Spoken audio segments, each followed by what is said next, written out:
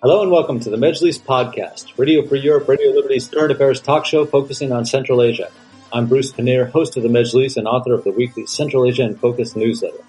On July 1st and 2nd last year, there was violence in western Uzbekistan's Karakalpak Sovereign Republic after proposed amendments to the Constitution of the Republic. Among the proposed changes, there were amendments that deprived Karakalpakstan of its long-standing nominal sovereign status and right to secede from Uzbekistan. That sparked protests that turned violent when Uzbek police and security forces moved to disperse the large crowd that was rallying outside the administration building in the Karakalpakstan capital, Nukus. Officially, 21 people were killed in the unrest that followed. The first round of trials connected to the violence in Karakalpakstan ended on January 31st, with all 22 defendants being found guilty. One of the defendants died 4 days later. There have been many questions about the investigation, the court proceedings, and the sentences that were just handed down. And to discuss the Karakalpakstan trials, I am joined by Alisher Ilhamov, director of the Central Asia Due Diligence, who has written many articles about Uzbekistan, including 3 articles since December about the trials of protesters in Karakalpakstan that are all posted on Cenazia Due Diligence, one word, cenaziaduediligence.uk. And Steve Sverdlov, a rights lawyer who has spent many years focusing on Central Asia and is currently an associate professor of the practice of human rights at the University of Southern California. Thank you both for joining me. And Alisher, I'd start with you if I could. Was there anything surprising to you about the outcome of the first round of the Karakalpakstan trials? Yes, hello. Just for clarification, these 3 articles were first published by Anti-Discrimination Center, Memorial. The first was under their order, and then actually we continued kind of reporting in order to provide some analysis for this, first of all, of the events themselves. And at the beginning of July, then what kind of indictment the prosecutor office brought against these 22, and finally the verdict was published a few days ago. Yeah, so to talk about the outcome, the verdict, I don't think anything was kind of surprising. It was some kind of the expectations with very little hope that the government will go for some kind of compromise, maybe just sentence them, but immediately kind of pardon. Because this kind of the conviction of these people, for the moment, 17 of these 22 are going to kind of serve this sentence in prison. And 5, as you probably know, that were as a kind of given kind of provisional term, actually, or the kind of they changed the status of not to stay in the prison, but once again, so it's kind of provisional sentence. But because this conviction is going against even the long-term interests of regime, because if they kind of continue these repressions and crack down on this kind of protests, which were sparked and provoked by the government itself when they, without any consultations, decided to change the constitutional norms, which provided some kind of very symbolic right of the Karakalpakstan to secede, to exit from Uzbekistan, if the majority of population would vote for that. So this totally was provoked by the government, and so the protests were not surprising. So now, if they go continue this line of suppression, then actually one can expect as a quite possible scenario, the developments go along the scenario very similar to Kosovo. Because in the Kosovo, which started in 1981, it was very very small scale protest, but the government responded very harsh by kind of suppressing, persecuting, and also killing people, and then actually launched this kind of the spiral kind of development, which eventually brought this case to the full independence of Kosovo from Serbia. So something similar can happen actually practically in Uzbekistan, and this actually the government itself, the authorities themselves, are contributing to this kind of scenario in Uzbekistan. I absolutely don't have any kind of illusion about the decision having been made by the presidential office, not by the court, because the court is still in Uzbekistan, judiciary is not independent. So most likely it was brought from the top, and that just they announced this decision. So that's my guess, and I think it was decided on the top by the government with very small kind of compromise, very small compromise, very negligible of kind of by releasing from the prison, from this kind of prison centers, there's only 5 people, while the rest, around 70 people, were convicted, and Tajib Muratov is going to serve 16 years. Despite all the kind of the indictment points were absolutely politically motivated, absurd, and going against even the constitution of Uzbekistan, not to say about international law. Okay, thank you. And, just to give our audience a little bit more information about who was on trial, Steve, I'm going to turn to you. Can you tell me a little bit about Daulat Murat, Tajib Muratov, and Lulugul Kalikhanova? And they received the harshest sentences, and yet Tajib Muratov is going to prison, and Kalikhanova is she's guilty, but she's not going to prison. Can you tell us a little bit about the characters or the people involved in the trials? Yeah, absolutely. I mean, Lulugul Kalikhanova is a journalist, and she, in the process of Karakalpak civil society reacting to these proposed amendments to strip the sovereign status of the Republic of Karakalpakstan, she led discussions. She had a popular Telegram channel which was discussing the constitutional rights, the rights under the Constitution of Uzbekistan, to protest, again, peacefully. She discussed the legality. She was one of the people that was engaging in this really important dialogue. And again, we have to put this in context that this is several years into a process whereby the government and the president most prominently have repeatedly at least tried to emphasize in many public speeches that this was not Islam Karimov's Uzbekistan. This was a so-called new Uzbekistan where dialogue with the people was supposed to be a fundamental principle. Whether or not Lulugul Kalikhanova, was naive or was strategic, it's hard to understand.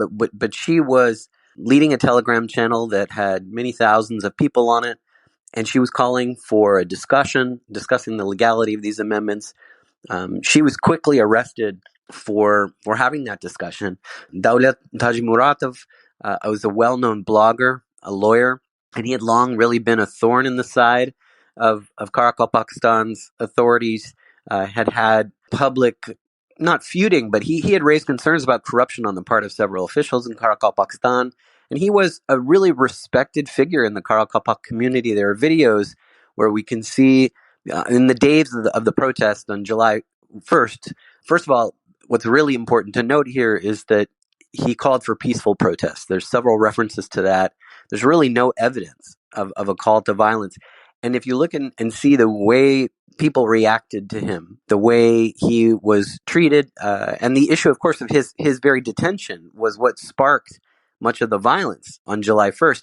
It really shows what sort of figure he was, what sort of figure he is, and now, following this conviction, I think in many ways, and as Alisher really brilliantly stated, by doing this, by conducting the trial in this way, and by giving these sentences that are so harsh, 16 years, including under Article 159, which was one of President Karimov's favorite charges for going after political opponents and dissidents, what the government has done is, really made a martyr in a sense, or transformed Tajib Muratov into an even more powerful symbol of these underlying issues of Karakalpakstan's status and all the issues that go along with that were fueling these protests, such as the right to have an education in the Karakalpak language, all the economic issues, the environmental issues, the issues of local government, autonomy, of the way resources are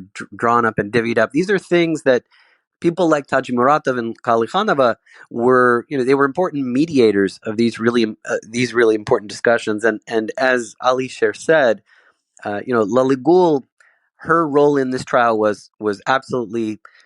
It was really important. If you argue that this was a very stage managed process, the Uzbek government really got the result that they wanted at the end of this, when Lulugul expressed contrition and was in tears, not just at the end, but during the trial.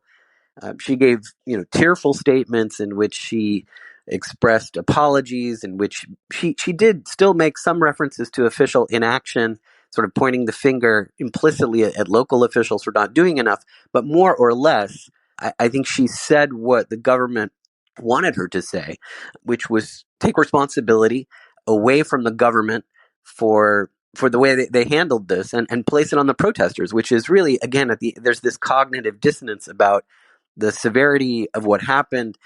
21 people killed, mass protests larger than perhaps even the Andijan protests of 2005, and to place all that blame on these 22 individuals, and now the new trial of 39 more individuals that began this week, it just does not add up. And so while the government got the result they wanted in some sense in the short term, I think, as Alisher just said, they planted the seeds for further problems down the road. Yes, by the way, this sorry for interruption.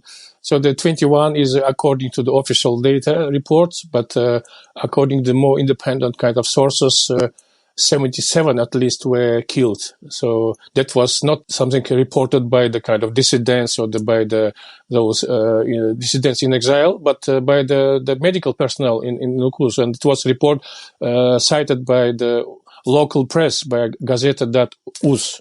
Yeah, I think that's an important observation that Alisher makes, which is that after this long trial, which lasted 2 months, and a lot of attention was paid or was made by government observers to the supposed openness of the trial, which really included, we can go into more of the specifics of the trial, but it was reported that the trial was going to be live streamed and was open to the public, but in actuality, we really only saw about 5 days or so of it live streamed. But amidst this supposed openness of the trial, there's still no official list of the names of the dead, as Alisher has said, which again is at the very heart of this, is this question of who died, who did what to whom, when, where, and how. No, that was for interest of the political regime to disclose the names of the policemen who ostensibly died, actually were killed, but they didn't. So it's kind of putting some doubts on whether it was really the case that the policemen, actually the law enforcement, some of them actually were killed. Oh, this is good. Thank you. And we're going to come back to all these points. I want to paint as clear a picture as possible for our audience. Steve, you mentioned that they were live streaming the trial, but then they stopped. Am I right that the last person that gave testimony during the live stream was actually Taji Muratov, right?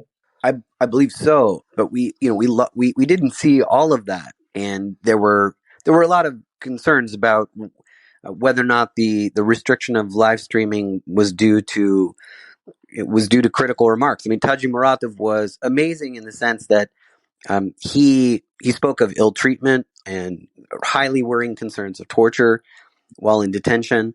I mean, he was the only person that did not play the part that you could say that the Uzbek government would have wanted. Yes, he at the last moment he requested for allocation a special day, the separate day to give them the floor for his last speech, and I don't know whether they gave him or not, but he spoke, I think, around 1.5 hours. And actually, I would just praise him for this, not only for kind of being a courageous person who didn't kind of admitted he's guilty. Actually, largely, he maybe admitted maybe very few points of indictments, but largely he didn't admit he's guilty. And so he was quite professional. He's, by the way, by his professional background, is a lawyer.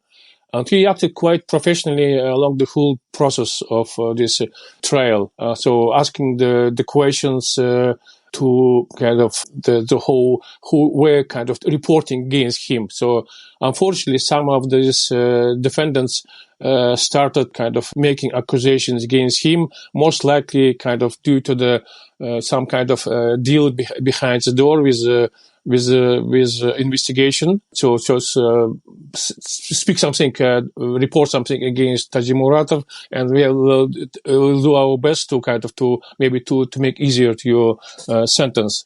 So he was one of the very few who actually acted and behaved quite worthy. But in the same time, he was, as I said, professional, and he kind of provided a number of very serious, convincing, actually, counter arguments against indictments. And in fact, he himself proved that the whole indictment was just falsified, kind of fabricated against him. Okay, great. Thank you. I'm going to get into a little bit about the trial process here too, and I'll start with you, Alishir. I was reading one of the reports that came out of Gazeta.uz, and they had asked one of the relatives of one of the people who had been convicted for their, some comments.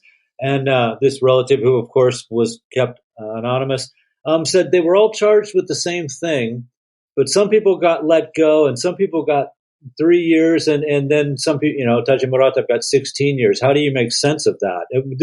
Did this kind of show that they were really, from the start, the court was out to get specifically Tajimuratov and Khalekhanov?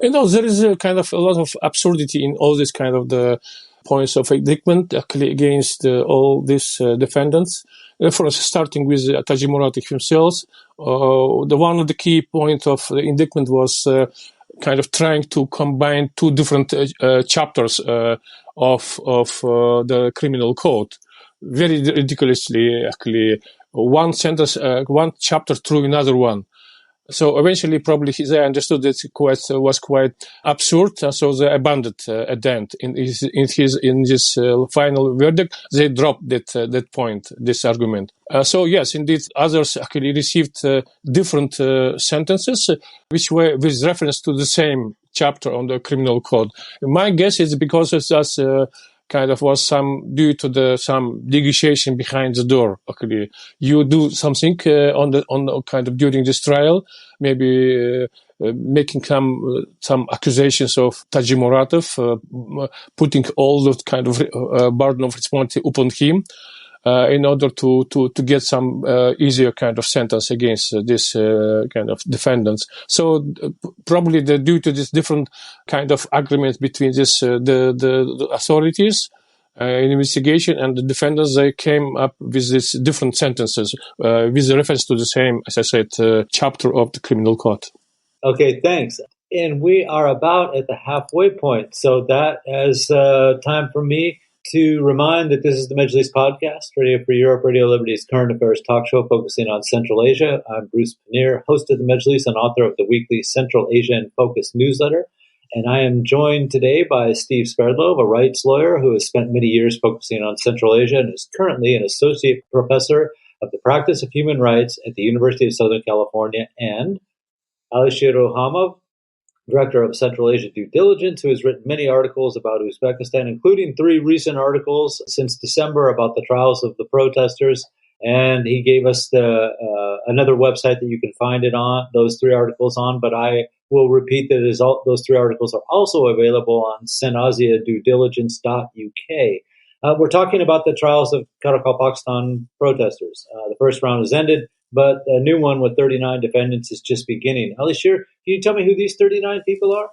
I have no idea. Some kind of participants, but for the moment they didn't. They just provided a list of those people, but without kind of clarification what reason for they were kind of brought to the court. Actually, we still, there is some latest report that they finally kind of convicted, not convicted, but they brought some charges against 3 representatives of the law enforcement. Probably responding to this criticism that so many people were killed, and there was some evidence they used the guns, kind of not just the instruments for kind of regulating or kind of some misbehavior by the protesters, but kind of used the guns to kill some people.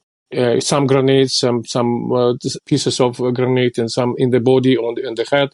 So there was some kind of evidence of that actually, and so they didn't have any kind of the choice but to present some evidence that also bringing some charges against the law enforcement. But it's 3 people; they didn't name them for the moment, unfortunately, and so it's unclear where they will actually brought to the court.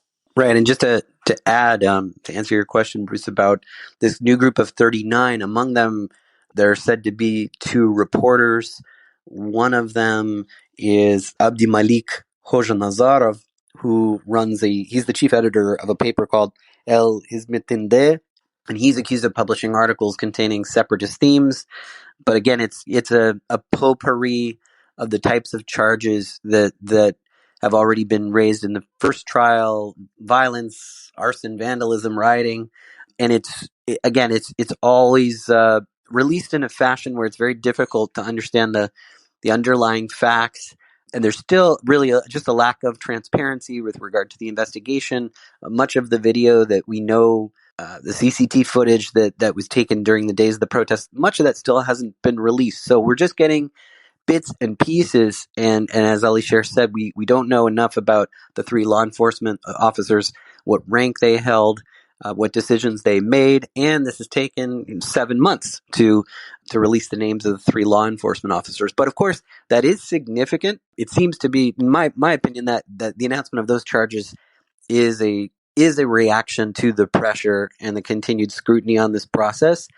And it's of course important that this happened, but again, it seems there's so many missing pieces here, from the names of the dead to what we know about the law enforcement officials, to the videos, to now this news of the death in custody of someone who was part of the first trial, who was convicted of 6 years, Polat Shamsetov, who died, and there's also a lot of questions surrounding his death. And that's perfect. Thank you very much for helping me with that transition, because I didn't want to forget to talk about him. Alisher, this is not just I hate to use the word ordinary. I mean, but Shamsetov has some distinctions from the other defendants, the people that were just convicted. I mean, he died 4 days later, but he's not, for lack of a better way to put it, not just another Karakalpak. He's actually got a historical link, or his father certainly, to the region. Can you talk about him a little? Polat Shamsetov. Polat Shamsetov is the son of the Dowletbay Shamsetov, who was reportedly the first and the last president of Karapakistan. And first, on the beginning of 1991, he was elected the chairperson of the Supreme Council, the Parliament of Pakistan. But there was some report. Unfortunately, I tried to find the evidence, kind of reference to the specific publications. I couldn't find it actually. But if you go to the Wikipedia and also the media reports, for instance, by Gazeta.uz, they saying that he was the first president. So ostensibly in November 1991, he was probably likely elected not by the in general elections, but through by the Supreme Court, by the Parliament, as a first president. And there was a period of so-called the parade of sovereignty, kind of when the many kind of former Soviet republics, both the Union republics and the autonomous republics, tried to use the opportunity to acquire the full independence. Kazakhstan was one of them, because the kind of the mass conscience among the Kazakhs was quite very high due to this ecological environmental disaster the republic suffered during the late Soviet period. And so there was a number of local civil society organizations quite prominent who joined this environmental movement. It was eventually was expanded to the mass movement for greater independence at that time. So the Dowletbay, Shamsetov probably realized it kind of also opportunity for himself to get acquitted, and he created, established his own party. But already on the following year, because it was the very kind of this introduction of this new position of president was a challenge to Uzbekistan, to Karimov, who couldn't tolerate the two presidents in the country. One president of Uzbekistan, another is of Kazakhstan, with kind of evident, kind of probably intention. He suspected the Kazakhs wanted and headed by this Dowletbay Shamsetov to succeed from Uzbekistan. So he used all kind of means. First of all, law enforcement, the violent means, in order to force Shamsetov to resign on the following year, 1992. And then actually they brought to the kind of the position of the chairperson of, and the very position of president was abandoned totally. And so they returned back to this position of the chairperson of the Supreme Council. and they kind of managed to promote their own person who is loyal to Tashkent. But now, kind of in the kind of public memory, they're still kind of memorizing those times, and Shamshadov is very much associated with the very idea of independence and the sovereignty of Pakistan. And so that's why his son has probably become a kind of a symbolic figure. Even if he didn't intend to take a lead of this movement, that many people were expecting for him to take this lead. So he's claiming that he just went to the street to see what is going on, but he didn't have any intention to lead this movement, his protest. But regardless of that, probably those Uzbek authorities decided that he's a very dangerous figure. Because it's very much associated as a symbol with the very idea of independence. So they arrested him, and brought to to this court. And I don't know, giving this kind of in line, all this kind of developments and the motivation to his death looks a little bit suspicious to me. What is really behind this case? Whether it was indeed kind of heart attack, as official authorities reporting, or maybe it was something else. Thank you, and that's good because this gets me to Steve. This is for you. This question brings us kind of over to the larger point, but the preliminary findings of the doctor were that, I'm sure you probably saw this too, that Shamshetov smoked too much, and he was under a lot of stress, and the combination ended up being the reason that killed him. And of course, our friend Muzaffar Suleimanov said, could the stress have come from him actually being imprisoned and being recently convicted? But we've all of us have watched the trials in Uzbekistan going back to the Bad Karimov days, the Andijan massacre and stuff. So this really raises a question. Here's this prominent figure in Karakalpak society, someone who could be a potential leader. He's convicted. He dies in prison. Hasn't even made it to prison. Still in custody. He dies 4 days later. You said at the start of the show that we hear about the new Uzbekistan, but does this trial process, does it look different from the old days? And if so, how? Bruce, it's one of those questions that forces everyone that has been, in a way, cheerleading the reform process. I think it's, to take a really hard look at what's happening. Of course, there are differences between the trials after the Andijan massacre, for example, which were, first of all, not live streamed. The technology is one of the differences between 2005 and 2023. And, there was a much cruder way that the government at that time went about pressuring observers, restricting observers. At the time, detaining, when I was working for Human Rights Watch, detaining our own colleague during that period and after. So this trial, yes, it was characterized in some ways by some aspects of openness. Of course, it was great that the Economist correspondent Joanna Lillis was there, Nabahor Imamova from the Voice of America was there. But notably, despite multiple requests, the government did not, and not even the parliamentary commission, this independent commission, we can talk about that, didn't really engage in real time with the questions that international human rights organizations had, human rights observers like myself had, and we sought to be involved, we sought to engage in this process, and we were really not able to do so. In fact, we saw, I'm not sure exactly what day it was, but in the very recent weeks, we saw the independent commission hit back at statements that were made by Human Rights Watch. And when I read this press release from the independent commission, it really did remind me of an earlier period in the way that they were angrily reacting to criticism rather than engaging with that criticism, rather than answering these questions like who died, who did what to whom, when, where, and how. More energy, and in fact, a lot of resources seem to be spent on this stage management, on this appearance of openness rather than a meaningful, transparent investigation in which you would answer the questions that we've been raising. So I think the trial leaves observers like myself incredibly uncomfortable about where this is going, and there are so many unresolved issues. Of course, what the constitutional referendum was aiming at its heart to do, which was reset the clock for the president to be able to run again for another 2 terms. These issues really, they strike at the very heart of this narrative. And I think that the only way to resolve those questions would be for the president, to answer questions, to hold a press conference. But we haven't seen those sorts of things really since the very beginning. Even in the most open year of the reform process, 2017, 2018, we didn't see that type of engagement. But now I think, yes, this trial is a real milestone in the wrong direction for for the changes that we've seen in Uzbekistan.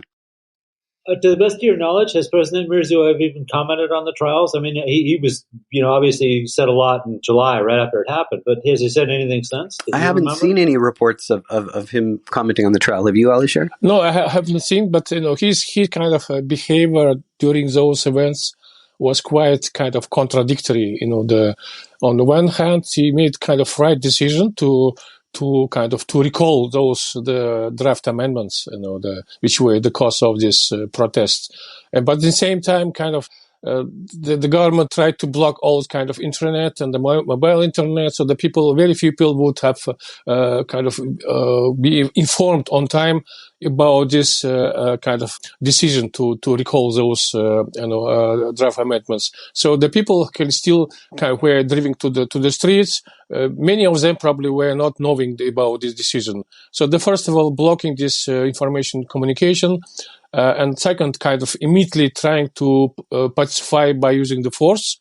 He probably gave the instruction, order to restore the order within maybe 1-2 days, not tolerating the longer process. While he had a choice to give some time to get them the moods to be pacified, calmed down during maybe longer period of time. And that actually would be bringing to less casualties and the deaths. But now his decision probably to immediately to restore the order in his understanding, they created a problem. The second problem. The first was the draft amendment, and the second is the intention to restore the order immediately within 1-2 days. He succeeded in this respect, but it was at the very high cost for the Pakistan and even for the whole Uzbekistan. So even not saying anything in the public, you by your behavior you sending certain messages.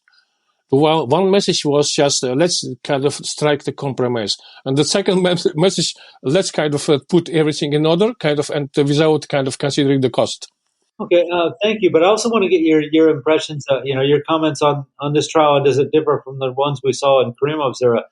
You had all the defendants almost, except for Taji Muratov, confessed that they said they were guilty, asked for forgiveness for what they did. Some of the defendants actually went after the principal defendant that the government really wanted, Taji Muratov. We talked about Andijan, but we could go even further back. The Tashkent bombings in 1999 and the trials that followed that. It also characterized by this same kind of testimony from defendants, confessing guilt, implicating other people that the government had targeted or designated as the ringleaders.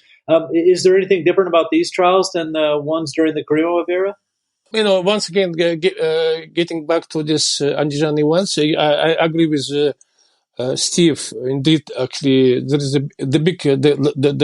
the main difference is the more openness, actually, more freedom of press, which is should be acknowledged. So the whole Mirziyoyev presidency actually distinguished by the more the freedom of press and the very fact that most of information I received about the trial not from the foreign media, not from Fergana.ru or from the Azad League, but from the local mass media outlet, from Gazeta.uz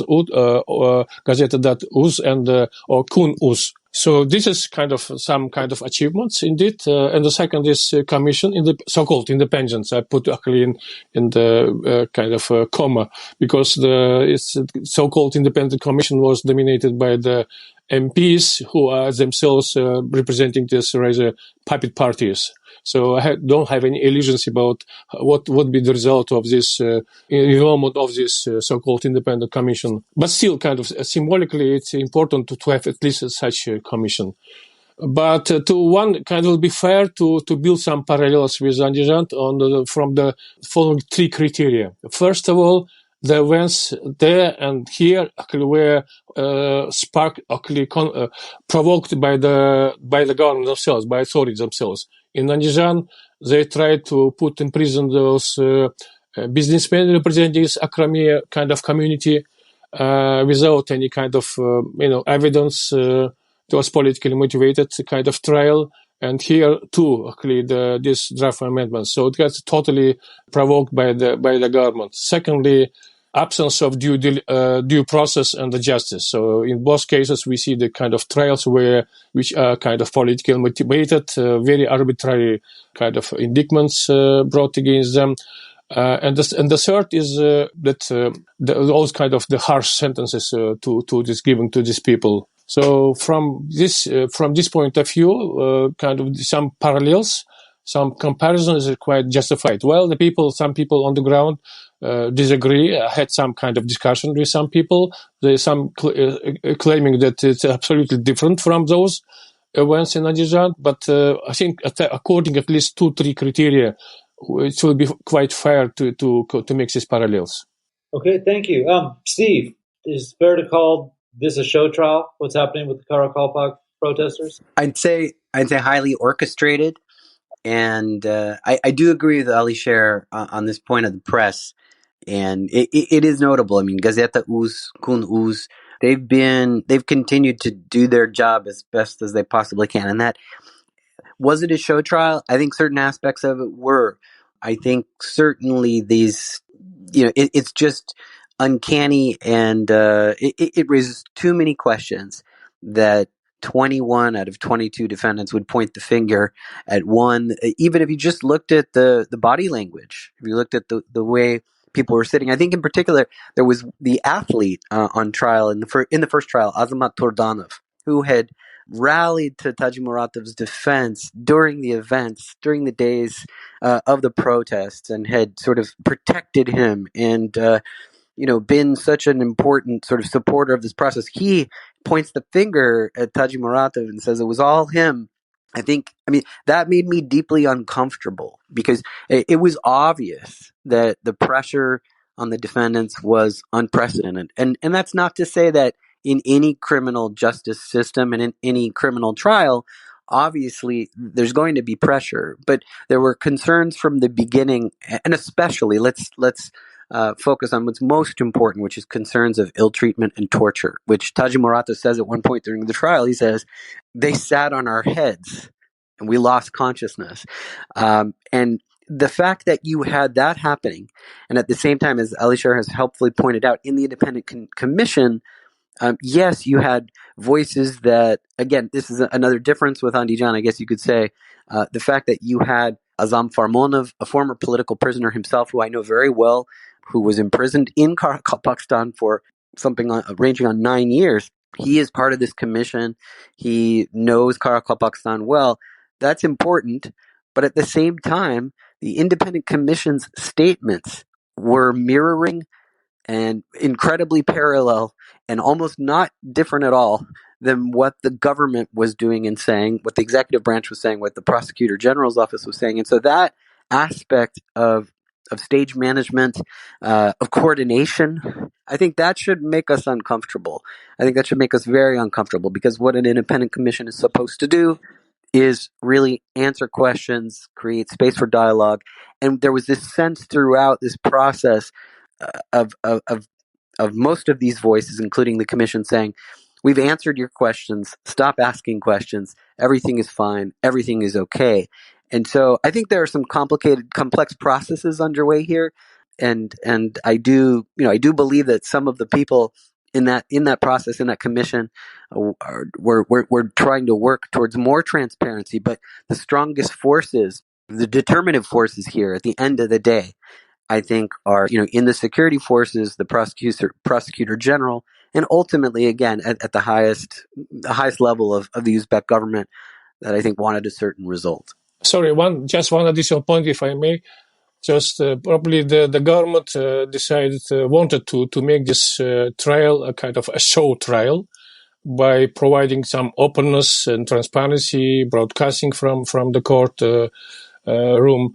that was was promising to be indeed such a kind of good show in terms of at least openness, and kind of giving opportunities to everyone in the kind of among the defenders the floor, to opportunity to speak up and so on. But at a certain point, as already Steve mentioned, actually they decided to stop broadcasting very unexpectedly. In my understanding, it was because some kind of compromising details, where the details compromising for the government was revealed when the Tajimuratov started speaking about torture he suffered from the law enforcement, while the government tried to, and the so-called independent commission tried to make a point there was no independence, no treatment, there were no complaints during this people being in custody. But what the Tajimuratov reported was contradicting to these claims.